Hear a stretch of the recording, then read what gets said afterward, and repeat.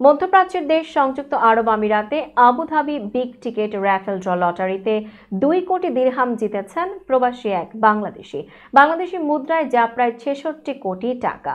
ওই বাংলাদেশির নাম জাহাঙ্গীর আলম। সোমবার রাতে এক প্রতিবেদনে এই তথ্য জানিয়েছে সংবাদ মাধ্যম খালিজ টাইমস।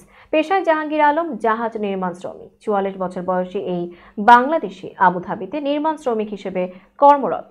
সংবাদ মাধ্যমটি বলছে, সোমবার অনুষ্ঠিত সর্বশেষ আবুধাবি বিগ টিকেট ড্রতে 2 কোটি দিরহাম জিতেছেন দুবাইয়ে বসবাসরত বাংলাদেশি প্রবাসী জাহাঙ্গীর আলম। বাংলাদেশি মুদ্রায় যার পরিমাণ প্রায় 65 কোটি 93 লক্ষ টাকা। জাহাঙ্গীরের টিকিট নম্বর ছিল 134468 এবং এটি তিনি গত 11 ফেব্রুয়ারিতে কিনেছিলেন। গত 3 বছরে তিনি প্রতি মাসে এন্ট্রি কেনার জন্য 14 জন বন্ধুর একটি গ্রুপের সাথে দল বেঁধে বিগ টিকেট ড্রতে অংশগ্রহণ করেছেন। নামাজ পড়া শেষে জাহাঙ্গীর লটারি জেতার খবর শোনেন। তিনি বলেন, আমার ফোনে যখন কল আসে তখন আমি নামাজে ছিলাম।